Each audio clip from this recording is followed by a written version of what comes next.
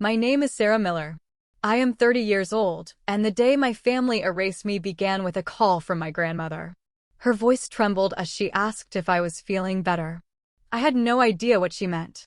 Then came the silence, followed by words that split my world apart. My sister's wedding had already happened. More than 150 guests filled the ballroom, but my seat was left empty. When I asked why, the reason was sharper than any blade. My parents said I was not invited because I would cause drama. In that moment, I knew I had been cut out of their story. But stay with me, because what happened next turned their betrayal into the beginning of my own justice.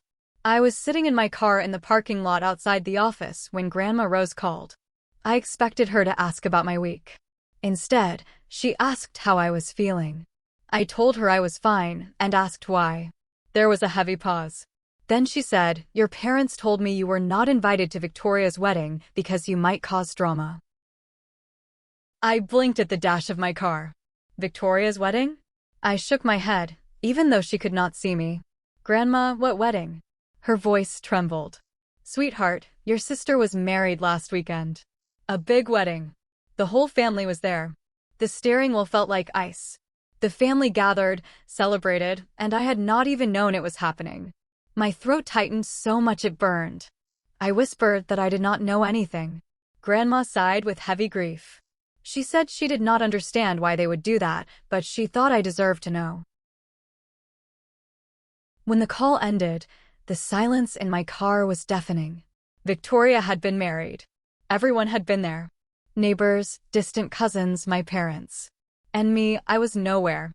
It was confirmation of a truth I had pushed down for years. To my family, I was disposable. I had spent my whole life trying to stay quiet, to not step on their pride or steal their spotlight. I thought if I worked hard enough, one day they might see me. But now the evidence was too loud. They had chosen to erase me from a moment they wanted me nowhere near. Sitting in my apartment that night, the memories drifted backward. Childhood memories that showed me exactly where I stood. I saw my father, Robert Miller, cheering wildly when Victoria won second place at a junior beauty contest, ignoring the first place spelling bee ribbon I held in my lap. I saw my mother, Eleanor, praising Victoria's singing at church while ignoring the cookies I baked for the same event. It never changed. When I got a full scholarship to Ohio State, Robert barely looked up from his newspaper, and Eleanor just asked if I would come home to help Victoria practice driving. When I got my Master of Business Administration at Northwestern, they clapped politely. But at dinner, Robert only talked about Victoria getting a promotion at her public relations firm. Years later, when I landed a massive role at Hayes Capital, Robert interrupted my announcement to say, "Victoria is the true pride of this family." Now that is impressive. In the Miller house, no matter what I achieved, I would never be enough. The spotlight was reserved for Victoria. Now, sitting with Grandma's call still ringing in my ears, it all connected. I opened social media. The first image stopped me cold. Victoria stood beneath an arch of white roses. My father held her arm, his face bursting with pride. My mother was in the front row, crying tears of joy. The caption read, "Perfect day, perfect family." I scrolled through photo after photo. A massive ballroom, crystal chandeliers, a towering cake. More than 150 guests. Neighbors, cousins, church friends. All dressed up, all smiling. All of them except me. I dropped the phone. This was not an intimate ceremony. It was a spectacle they had gone out of their way to make sure I did not see. They had justified it by calling me the drama. The villain. By mid-afternoon the next day, something inside me hardened. I drove to their house. I needed to hear it from them. I marched up to the brick facade and rang the bell. Eleanor opened the door. Her eyes widened, and she forced a polite smile. "Sarah, what are you doing here?" I stepped past her. My voice shook at first. Why did not anyone tell me Victoria was getting married? Eleanor twisted a dish towel in her hands. "We thought you would not want to be in such a big crowd. You never liked those kinds of events." I let out a sharp laugh. "You decided for me? You erased me from my own sister's wedding because it was easier than letting me be there?" Footsteps echoed across the hardwood floor. My father, Robert, appeared from the living room. His expression was hard. What is going on? Why are you shouting in my house? I turned to him. Tell me why I was not invited. Robert's jaw clenched. He glanced at my mother, then back at me. You want the truth? Because you would have ruined it. Victoria deserved her day without you making a scene. We had to protect her and protect our reputation. At the country club, at church, everyone knows how difficult you are. We could not risk it. I staggered back a step. All I wanted was to be there. I am her sister. A voice floated from the staircase. Cool and casual. Honestly, it was a relief not having you there. Victoria descended slowly, her expression smug. You would have made it awkward. Everyone knows you do not fit in with that world.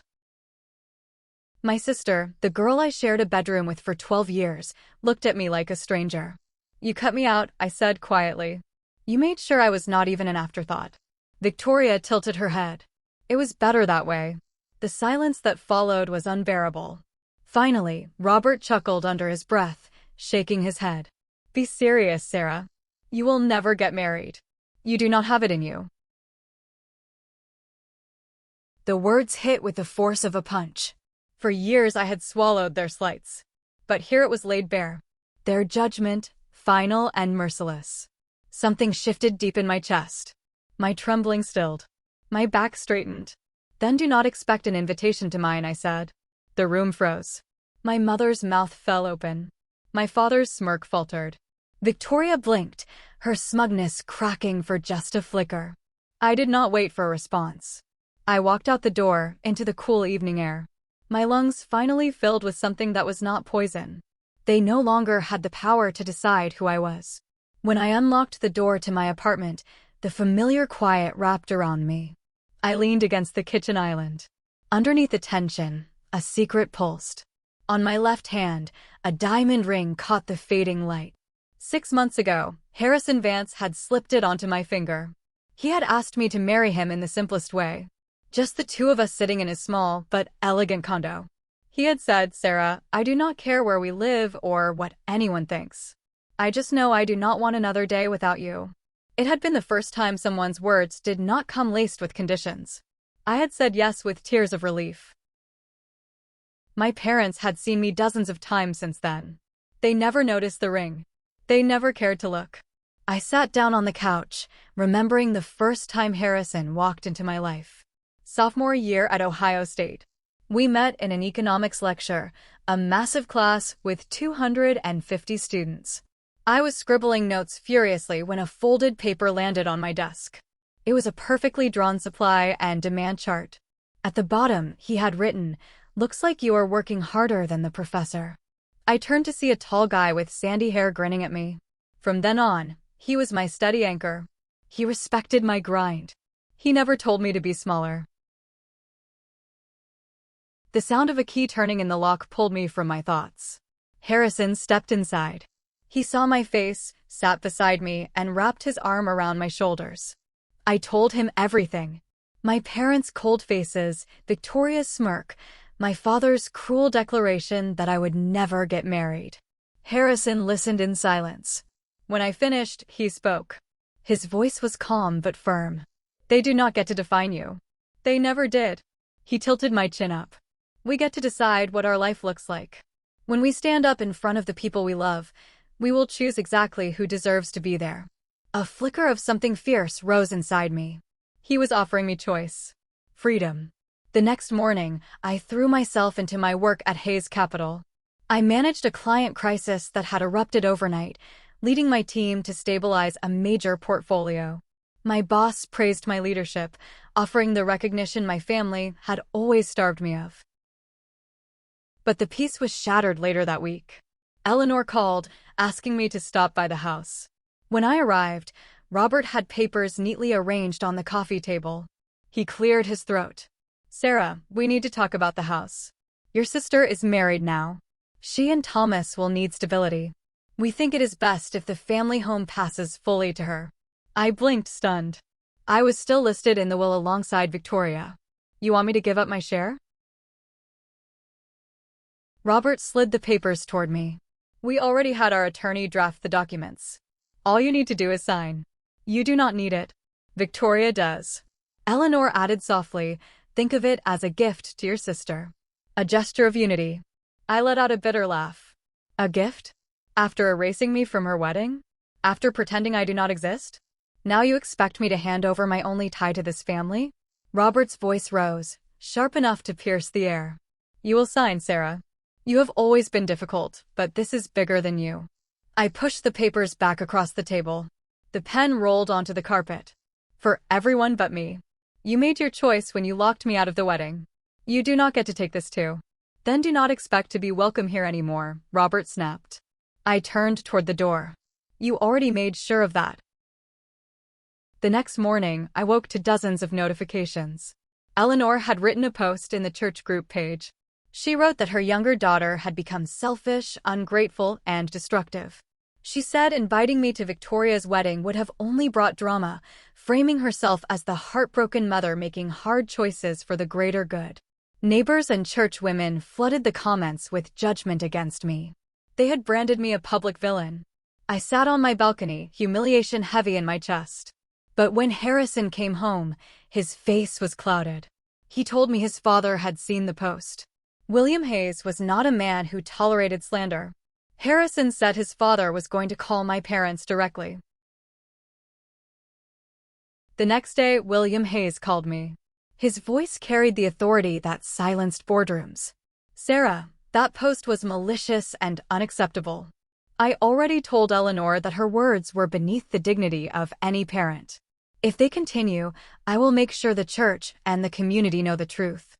By evening, the post vanished. No apology, just silence. It was the first time my parents had backed down. Not because of me, but because someone with more power had finally told them no. I realized then that I was not standing alone anymore. That weekend, Harrison's family gathered us for dinner at their home in Connecticut. William offered us their estate in New England for our wedding. He said it could hold 35 guests comfortably. Harrison's mother, Elizabeth, reached for my hand. "You deserve a day that is only about love, not about survival," she said. We drafted the guest list. 35 names. Not from obligation, but genuine connection. Grandma Rose was at the top, followed by Aunt Margaret and my cousins Emily and Grace. When I brought the invitation to Rose, she cried. She hugged me tight and whispered that she never thought she would see this day, because they had worked so hard to make me believe I was not worthy. When it came time to mail the final batch, I stared at the blank envelopes meant for my parents and sister. I thought of my father's mocking laughter, my mother's betrayal on social media, Victoria's smug face. I pushed the envelopes aside. Not this time. The wedding day arrived. The New England estate was glowing with soft golden lights strung across ancient oaks. The air smelled of pine and lavender. When I stepped out in my ivory tulle gown, a hush settled across the courtyard. It was the silence of reverence. Rose sat in the front row, crying freely. Aunt Margaret beamed with pride. Harrison waited at the altar, his smile anchoring me. When the minister announced us husband and wife, the applause echoed against the stone walls. During the reception, surrounded by 35 people who genuinely loved me, I finally felt enveloped. Someone gently asked about my family's absence. I met the question with a calm smile. Only those who deserve to be here are here. I had chased their approval for years. Now, I was exactly where I was meant to be. The morning after the wedding, my phone buzzed with frantic messages. Robert accused me of humiliating the family. Eleanor demanded to know how I dared to shut them out. When I ignored them, Eleanor posted on Facebook again, playing the victim, claiming she was cruelly banned from her daughter's luxury wedding. But William Hayes intervened once more. He called my parents and threatened to expose the entire truth to their precious community. The post was deleted within hours. They had zero power over me anymore. Months passed. Married life with Harrison was quiet and full. My career soared. Then, one crisp October afternoon, Victoria called. Her voice was brittle. She asked to meet. We met in a downtown coffee shop. Thomas joined her. They looked exhausted. They explained that their public relations startup had collapsed under mounting debt. Investors had pulled out. They were facing bankruptcy. They knew I had the financial resources and the connections at Hayes Capital. They wanted my help. I let their words fill the space. They had discarded me when I did not suit their picture, and now they wanted me to be their savior. Family is supposed to help each other, is not it? Victoria pleaded, a glimmer of hope in her eyes. I leaned back. Tell me, where were you when you locked me out of your wedding? Where were you when you stood by and let our parents say I would never deserve this life? Neither of them answered. Victoria's lip trembled. Thomas stared at the table. You only come to me now because you think I can fix what you broke, I said softly. But I do not owe you that. I gathered my coat, stood, and left them sitting there with the weight of their choices. Stepping into the autumn air, I realized the victory was entirely mine. Not because I had money, but because I no longer needed them. It was not revenge. It was absolute freedom. A few weeks later, I stood in my kitchen staring at a positive test. A new life. When I told Harrison that evening, he wrapped his arms around me and whispered that this was everything he had ever wanted. I called Grandma Rose. Days later, she sent tiny hand-knit booties with a note that read, "Family is who shows up." Word traveled to my parents. A large box arrived containing a pink baby blanket, signed by Eleanor. Hours later, she posted a photo of the blanket online, gushing about becoming a grandmother, seeking attention from her church friends. Not a single apology to me. I set my phone face down. I left the blanket untouched. Blood might tie people together, but it does not create family. Respect and love do. I stood in the pale green nursery Harrison and I had painted. Rose's booties sat on the dresser. The house was silent, but it was full in ways I had never known. I pressed my hand to my stomach and felt a small flutter. I had finally broken free of the life they tried to write for me and built a beautiful one of my own.